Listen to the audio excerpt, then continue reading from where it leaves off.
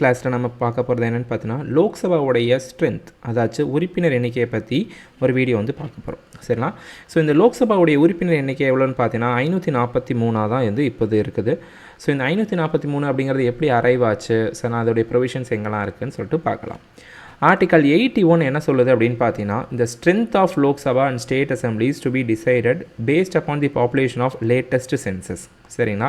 So latest சென்சஸுடைய அடிப்படையில் தான் வந்து பார்த்தீங்கன்னா இந்த லோக்சபா சீட்ஸாக இருக்கட்டும், இந்த ஸ்டேட் அசம்பிளியோடைய சீட்ஸாக இருக்கட்டும் இடஒதுக்கீடு பண்ணியிருக்கணும் அப்படின்னு சொல்லி சொல்கிறது தான் இந்த ஆர்டிகல் 81.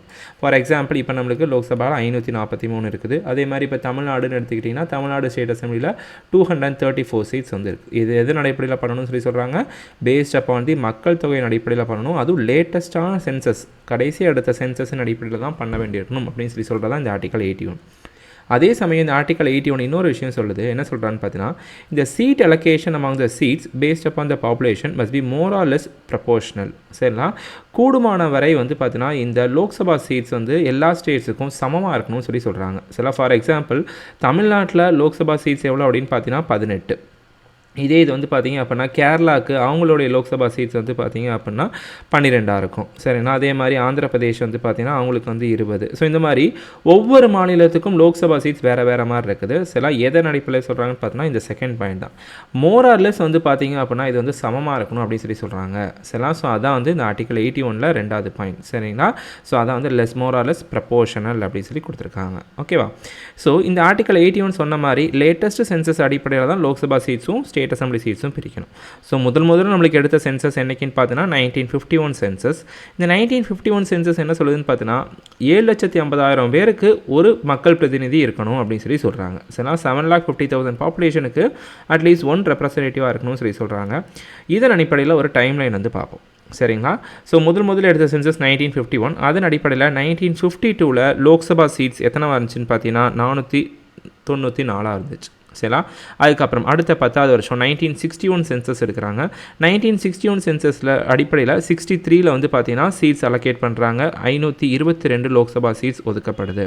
சரிங்களா?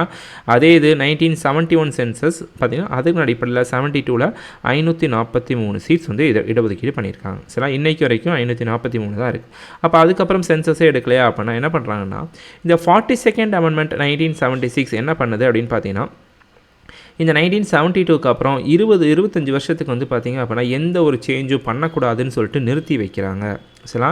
ஏன் நிறுத்தி வைக்கிறாங்கன்னு பார்த்தீங்கன்னா இந்த 25 வருஷத்தை எதுக்கு அலோகேட் பண்ணுறாங்கன்னா பாப்புலேஷன் கண்ட்ரோலுக்கு வந்து பார்த்தீங்கன்னா அலோகேட் பண்ணுறாங்க. சரிங்களா? அதாச்சும் இந்தியாவுடைய மக்கள் தொகையை குறைப்பதற்கான வழிகள் நடந்துக்கிட்டு இருக்குது. ஸோ அது குறைஞ்சதுக்கப்புறம் 25 வருஷம் கழித்து வந்து பார்த்திங்கன்னா மக்கள் தொகை குறைஞ்சிருக்கும். ஸோ அதன் அடிப்படையில் அப்போ பண்ணிக்கலாம் அப்படின்னு சொல்லிட்டு நிப்பாட்டி வைக்கிறாங்க. சரிங்களா? ஆனால் என்ன ஆகுதுன்னு பார்த்தீங்கன்னா 25 வருஷம் கழிச்சு 2001 வருது. சில இந்த 2001ல் மறுபடியும் ஒரு அமெண்ட்மெண்ட் பண்ணுறாங்க. சரிங்களா? 86th amendment 2001. இது என்ன பண்ணுறான்னு பார்த்தீங்கன்னா நோ சேஞ்ச் அன்டில் 2026. 2026 வரைக்குமே எந்த ஒரு சேஞ்சுமே பண்ணக்கூடாதுன்னு சொல்லிட்டு இன்னும் 25 வருஷம் வந்து பார்த்தீங்கன்னா கூட்டி வச்சுட்டாங்க. சரிங்களா? ஸோ ஏன் இப்படி பண்ணுறாங்க அப்படின்னு சொல்லி பார்ப்போம். இந்தியாவில் வந்து பார்த்தீங்கன்னா இந்த 1972 அப்படிங்கிற டைமில் வந்து பார்த்தீங்கன்னா மோரார்லெஸ் எல்லா ஸ்டேட்ஸுக்கான சீட்ஸ் வந்து ஒதுக்கீடு பண்ணுறாங்க. அதுக்கப்புறம் வந்து பாப்புலேஷன் கண்ட்ரோல் பண்ணுறதுக்கான ஸ்டெப்ஸ் வந்து எடுக்கிறாங்க. இந்த பாப்புலேஷன் கண்ட்ரோல் ஸ்டெப்ஸில் வந்து பார்த்திங்க அப்படின்னா சதர்ன் ஸ்டேட்ஸான தமிழ்நாடு, கேரளா, மகாராஷ்டிரா, ஆந்திர பிரதேஷ், தெலுங்கானா அவங்களாம் வந்து பார்த்திங்கன்னா என்ன பண்ணுறாங்கன்னா அவங்க வந்து இந்த பாப்புலேஷன் கண்ட்ரோல் பண்ணுறதுல எஃபெக்டிவான ஸ்டெப்ஸ் வந்து எடுக்கிறாங்க. சரிங்களா? வெறும் பாப்புலேஷன் கண்ட்ரோல் அப்படின்னா கான்ட்ராசெப்டிவ் சர்ஜிக்கல் மெத்தட்ஸ் மட்டும் கிடையாமல் பெண்களுக்கான கல்வியிலையும் வந்து அவங்க ஃபோக்கஸ் பண்ணுறாங்க. இந்த பெண்களுடைய கல்வியில் ஃபோக்கஸ் பண்ணுறதுனால இந்த சதர்ன் ஸ்டேட்ஸுடைய மக்கள் தொகை வந்து பார்த்திங்க அப்படின்னா ரொம்பவுமே வந்து நல்லாவே கண்ட்ரோலுக்கு வந்துச்சு. சரிங்களா? மக்கள் தொகை குறைஞ்சிச்சு. சரிங்களா? ஆனால் நார்த்தன் ஸ்டேட்ஸ் பார்க்க சொல்ல இந்த பிமாரூன் ஸ்டேட்ஸ் பீகார், மத்திய பிரதேஷ், ராஜஸ்தான், உத்தரப்பிரதேஷ் இந்த மாதிரி மாநிலங்களில் வந்து பார்த்தீங்கன்னா இந்த பாப்புலேஷன் அப்படியே ரிவர்ஸாக இன்க்ரீஸ் ஆச்சு. ஏன்னா அங்கே வந்து இந்த ஃபேமிலி பிளானிங் ப்ரோக்ராம் சக்ஸஸ்ஃபுல்லாக இல்லாத காரணத்தினால அவங்களுடைய பாப்புலேஷன் அதிகமாச்சு. ஸோ அப்போ என்ன ஆகுதுன்னு பாருங்கள், நம்மளுடைய பாப்புலேஷன் குறையுது, அவங்களுடைய பாப்புலேஷன் இன்க்ரீஸ் ஆகுது. அப்போ என்ன ஆகும், இவங்களுக்கு இப்போ லேட்டஸ்ட் சென்சஸ் அடிப்படையில் லோக்சபா சீட்ஸ் ஒதுக்கீடு பண்ணோம் அப்படின்னா இவங்களுடைய பாப்புலேஷன் இன்க்ரீஸ் ஆகுது. அப்போ அதே மாதிரி இவங்களுடைய லோக்சபா சீட்ஸும் இன்க்ரீஸ் ஆகும். ஆனால் சதர்ன் ஸ்டேட்ஸுக்கு பாப்புலேஷன் குறைஞ்சிருக்கு. அப்போ புது பாப்புலேஷன் படி லோக்சபா சீட்ஸ் ஒதுக்கீடு பண்ணோம் அப்படின்னா நம்மளுக்கான லோக்சபா சீட்ஸ் கம்மியாகும். ஸோ இதனால் ஒரு டிஸ்பேரிட்டி ஏற்படும். சரிங்களா, லோக்சபா சீட்ஸ் அலோகேஷனில் ஒரு டிஸ்பேரிட்டி, ஒரு சமமற்ற நிலை வந்து ஏற்படும். சரிங்களா, ஆர்டிகல் 81 என்ன சொல்லியிருக்குன்னு சொல்லியிருந்தேன், மோரார்லெஸ் வந்து எல்லா மாநிலங்களுக்கும் வந்து பார்த்தீங்கன்னா இந்த லோக்சபா சீட்ஸ் வந்து it is to be more or less proportional அப்படின்னு சொல்லியிருக்காங்க. சரிங்களா, ஸோ அப்போ என்ன பண்ணுறாங்கன்னு பாருங்கள். ஸோ 42nd அமெண்ட்மெண்ட் வந்து 25 இயர்ஸ் நிப்பாட்டி வைக்கிறாங்க.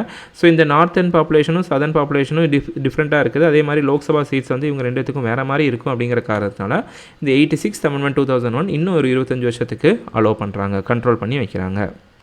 அப்போ 2026க்கு அப்புறம் வந்து பார்த்தீங்கன்னா நம்மளுக்கு லேட்டஸ்ட்டு சென்சஸ் அடிப்படையில் தான் வந்து லோக்சபா சீட்ஸ் இன்க்ரீஸ் பண்ணப்படும். சரிங்களா, ஸோ அப்போ மொத்தமாக பார்க்குறப்ப என்ன ஆகுதுன்னு பார்த்தீங்கன்னா, இப்போ கடைசியாக வந்து ஆக்சுவலாக என்ன சென்சஸ்னால் 2021 சென்சஸ். ஆனால் இந்த 2021 சென்சஸ் வந்து பார்த்தீங்கன்னா நடத்தப்படலை. என்ன காரணத்தினாலனா கோவிட் நடந்ததுனால இந்த 2021 சென்சஸ் நடத்தப்படலை. ஸோ நம்மளுடைய அடுத்த சென்சஸ் எந்த ஆண்டு நடக்க போகுதுன்னு பார்த்தீங்கன்னா 2031 நடக்கும். சரிங்களா, இந்த 2031 சென்சஸ் அடிப்படையில் தான் அடுத்து லோக்சபா சீட்ஸ் இன்க்ரீஸ் ஆக போகுது. சரிங்களா, ஸோ இங்கே பாருங்கள், ஃபஸ்ட்டு வந்து 494லேருந்து 522 ஆயிருக்கு, 522லேருந்து 543 இருக்குது. இப்போ இந்த வந்து கிட்டத்தட்ட ஒரு 50 வருஷம் கழிச்சு பார்த்தீங்க அப்படின்னா லோக்சபா சீட்ஸ் கண்டிப்பாக இந்த 543 விட இன்க்ரீஸ் ஆக போகுது. சரிங்களா, அப்போ அதுக்காக தான் வந்து பார்த்தீங்கன்னா நம்மளுக்கு என்ன கட்டியிருக்காங்கன்னா நம்மளுக்கு இந்த புது பாராளுமன்றம் கட்டியிருக்காங்க. இந்த புது பாராளுமன்றத்தில் வந்து பார்த்தீங்கன்னா இந்த 2031 சென்சஸ் அடிப்படையில் புதுசாக வரக்கூடிய எம்பிஸில் மேக்ஸிமம் எவ்வளோ இருக்கலாம்னு பார்த்தீங்கன்னா 888. அதே மாதிரி ராஜ்யசபா சீட்ஸ் எவ்வளோ ஒதுக்கியிருக்காங்கன்னு பார்த்தீங்கன்னா 384 வந்து ஒதுக்கியிருக்காங்க. சரிங்களா, ஸோ இதுதான் வந்து இந்த நியூ பார்லிமெண்ட் பில்டிங். ஸோ 2031க்கு அப்புறம் இந்த சீட்ஸ் வந்து இன்க்ரீஸ் ஆக போது அவங்கள அகாமடேட் பண்ணுறதுக்கு தான் இந்த மாதிரி விஷயங்கள் எல்லாமே பண்ணியிருக்காங்க. சரிங்களா, அண்ட் ஒன் மோர் திங், நம்மளுக்கு வந்து ப்ரீவியஸாக வந்து லோக்சபா சீட்ஸ் எவ்வளோன்னு சொல்லிட்டு தெரியும்னு பார்த்தீங்கன்னா 545ன்னு சொல்லிட்டு தெரியும். அது என்ன கணக்கு அப்படின்னா 543 + 2. இந்த 2 பேர் யார் அப்படின்னு கேட்டிங்கன்னா ஆங்கிலோ இந்தியன் மெம்பர்ஸ். சரிங்களா, இவங்களை வந்து பிரசிடெண்ட் வந்து நாமினேட் பண்ண